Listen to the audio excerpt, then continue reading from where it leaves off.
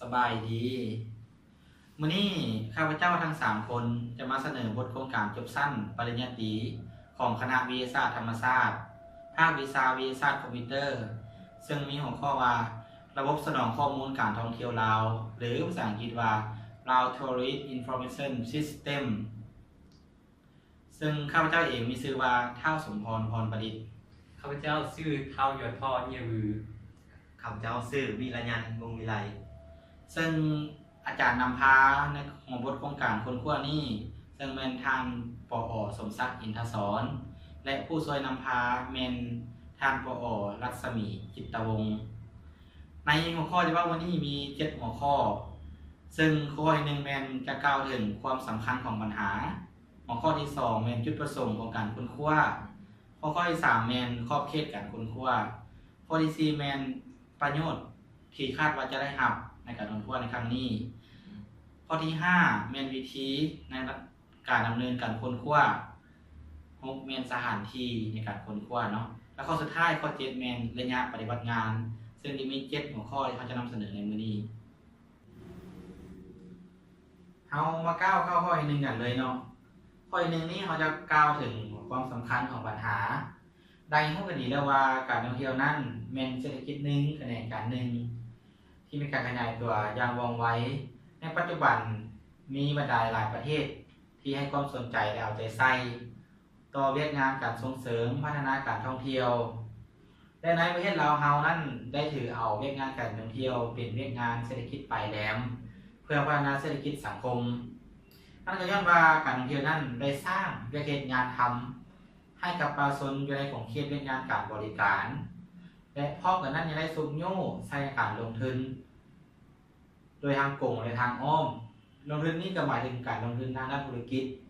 ไม่ว่าจะเป็นธุรกิจในการนำเที่ยวธุรกิจในการสร้างที่พักแรมธุรกิจห้างอาหารและอื่นๆแล้วยังซุกโย่ใส่การลงทุนในการสร้างพื้นฐานโครงสร้างเป็นต้นแม่ในถนนทางสนามบินการคมนาคมยังมีเป็นหลายอย่างที่ได้จากการท่องเที่ยวและรัฐบาลถือว่าการท่องเที่ยวนั้นเป็นเวียกงานในการส่งเสริมในการพัวพันและเปิดกว้างทางภายในและต่างประเทศตัวนี้นี่เป็นเวียกงานสำคัญหลายแต่ว่าวันนี้นับตั้งแต่ปี1999หาปี2000รัฐบาลเขาได้เปิดปีท่องเที่ยวอย่างเป็นทางการและมีนักท่องเที่ยวหลั่งไหลเข้ามาในลาวมีจำนวนหลายและก้าวกระโดดขั้นดังนั้นได้สร้างในทางประชาชนเฮาจำนวนหลากหลายแต่ว่ามาฮอดปี2016-2017นี่จำนวนนักท่องเที่ยวนั้นได้ลดลงกว่า 11% เมื่อเทียบกับปีที่ผ่านมาปัญหานั้นก็ยังว่านะพฤติกรรมการท่องเที่ยวนั้นได้มีการเปลี่ยนไปจากเดิมด้วยเทคโนโลยีที่ทันสมัยขึ้นโลกก้าวหน้าไปเรื่อยๆมีสมาร์ทโฟนอย่างหลายๆอย่างที่ก้าวหน้าขึ้นแต่เฮาพัดมีข้อมูลสนองอันบ่เพียงพอสำหรับในการให้นักท่องเที่ยวมาเที่ยวเฮาเป็นต้นแม่นข้อมูลอะไรข้อมูลการสถานที่ท่องเที่ยวข้อมูลโรงแรมข้อมูลที่พักอาศัยข้อมูลห้างอาหารข้อมูลการเดินทางข้อมูลราคาเฮานักท่องเที่ยวจะฮู้จักแต่บ่ได้เคยฮู้ส่วนหลายจะบ่มีนักท่องเที่ยวใดมาเที่ยวซ้ำ2ซ้ำ3สำหรับบ่ได้เคยมาเที่ยวแล้วนั้นเฮาจะฮู้จำกัดไปว่าท่องเที่ยวกับบ่ได้เคยไปหั่นข้อมูลเฮามีน้อยตัวนี้นะแล้วซ้ำบ่นำยังเกิดปรากฏการณ์ย่อท่อต่างๆที่เกิดขึ้นมาปรากฏการณ์ย่อท่อต่างๆเช่นว่ามีการขึ้นราคางานต่างๆเป็นการสวยโอกาสในการขึ้นราคาสถานที่พักที่อาศัยปี้เข้าเที่ยวอย่างต่างสิ่งเหล่านี้เป็นปรากฏการณ์ย่อท่อแล้วรัฐบาลเล็งเห็นความสำคัญนั่นคือหมายความว่าในวันที่28ตุลาผ่านมา2017นี้รัฐบาลได้ประกาศเปิดปีท่องเที่ยวอย่างเป็นทางการในภายใน2018นี้จะเป็นปีท่องเที่ยวลาวตัวนี้นี่สำคัญหลายดังนั้นพวกเขาเล็งเห็นกองปัญหาและความสำคัญนี้จึงได้สร้างระบบสนองข้อมูลการท่องเที่ยวนี้ขึ้นมาตัวนี้นี่หัวใจในการสร้างนี่หลักๆการที่เป็นการเสริมขยายการท่องเที่ยวลาวกว้างขึ้นเพื่อเสริมไปตัวนี้จะเป็นความสำคัญของปัญหาเนาะตัวนี้ซึ่งจะมีรายละเอียดประมาณนี้ เราจะก้าวไปข้อที่2เลยเนาะซึ่งเมื่อเรารู้ความสำคัญของปัญหาแล้ว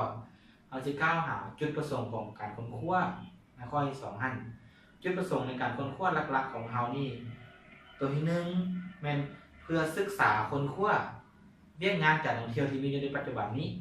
ว่ามีความเป็นมาเป็นไปยังไงมีความก้าวหน้าเลยจังไดนะเพราะว่าเวียกงานของเที่ยวนี่ถือเป็นเวียกงานที่หลักๆเป็นเศรษฐกิจปลายแหลมเป็นเวียกงาน14เวียกงานโพลิมสิตของรัฐบาลในบางข้อตัวที่2นี้เพื่อสร้างระบบข้อมูลข่าวสารข้อมูลการท่องเที่ยวลาวให้ให้กว้างขวางขึ้นตัวนี้นะให้กว้างขวางขึ้นและยังเป็นการส่งเสริมนโยบายของรัฐบาลเป็นการส่งเสริมนโยบายของรัฐบาลและก็แก้ไขปัญหากระบวนการเงินทอดต่างๆนะแล้วในนี้ก็เอาสิสนองข้อมูลระบบสนองข้อมูลมันจะสนองข้อมูลที่เต็มรูปแบบในข้อมูลที่มีข้อจำกัดอยู่นั้นแล้วจุดประสงค์ต่อไปคือเพื่อสนองข้อมูลการท่องเที่ยวในสปป.ลาวนี่นะอย่างเต็มรูปแบบแล้วสั้นข้อ2นะจุดประสงค์ตัวนี้ก็สิมีประมาณ3นี้ซึ่งเราจะมีรายละเอียดประมาณนี้เนาะแล้วเราจะก้าวไปข้อ3เลยเนาะโอเคมาฮอดข้อ3เนาะก็สิว่าถึงขอบเขตของการศึกษาค้นคว้าซึ่งระบบสนองข้อมูลการท่องเที่ยวลาวนี้เนาะเป็นระบบที่ใช้ในรูปแบบของเว็บแอปพลิเคชันและกับโมบายแอปพลิเคชันโดยจะพัฒนาในรูปแบบของเว็บเซอร์วิสและกับ Client Server ซึ่งจะมีขอบเขตดังนี้เนาะอันที่1แม่นการจัดการข้อมูลพื้นฐานเช่นว่าข้อมูลการท่องเที่ยวแบบบ้านเมืองแขวงอันนี้เป็นต้น2มาก็สิแม่นการสนองข้อมูลการท่องเที่ยวเช่นว่าไกด์ทัวร์สถานที่พักอาศัยแล้วก็ร้านอาหารอันนี้เป็นต้นเนาะสามารถก็สิว่าถึงระบบการค้นหาหรือว่า Search Engine ซึ่งจะใช้ในการค้นหาข้อมูลเกี่ยวกับการท่องเที่ยวต่างๆเนาะ4นี้จะว่าถึงการรายงานจะเป็นการรายงานถึงสถานที่ท่องเที่ยวต่างๆเนาะแล้วก็สถานที่น่าสนใจอื่นอยู่ในประเทศเราทั้งหมดนี้ก็สิแม่นขอบเขตของการค้นคว้าเนาะต่อไปเป็นข้อ4เนาะประโยชน์ที่คาดว่าจะได้รับคือ1เราจะได้ระบบสนองข้อมูลการท่องเที่ยวลาว2แม่นจะได้เป็นการส่งเสริมนโยบายของรัฐบาลแล้วก็ข้อสุดท้าย3นี้แม่นจะเป็นการอำนวยความสะดวกให้แก่นักท่องเที่ยวทางภายในและต่างประเทศสามารถเข้าถึงข้อมูลการท่องเที่ยวในลาวได้อย่างสะดวกสบายยิ่งขึ้นเนาะโอเคมาคราวนี้เขาก็ได้พูดเกี่ยวกับประวัติของเป็นมาจุดประสงค์ขอบเขตและประโยชน์ที่คาดว่าจะได้รับไปแล้วมาในข้อที่5นี่จะมาบอกถึงเรื่องวิธีดำเนินการค้นคว้าในการศึกษาระบบสนองข้อมูลการท่องเที่ยวลาวนี้พวกเราได้ดำเนินไปตามวงจรการพัฒนาระบบแบบ SDLC ที่ประกอบด้วย5ขั้นตอนคือดังรูปอยู่ครั้งนี้คือ1แม่นวางแผนระบบ2วิเคราะห์3ออกแบบ4พัฒนา5แม่นบำรุงรักษาในนั้นขั้นตอนวางแผนเป็นขั้นตอนเริ่มต้นของการพัฒนาระบบถ้ามีการวางแผนระบบไม่ดีและรอบคอบแน่นอนความเป็นไปได้ในการพัฒนาระบบก็สูงและประสิทธิภาพในการพัฒนาก็สูงตามวิเคราะห์แมนปัจจัยตัดสินความต้องการของระบบซึ่งระบบจะมีประสิทธิภาพหรือบ่นั้นแมน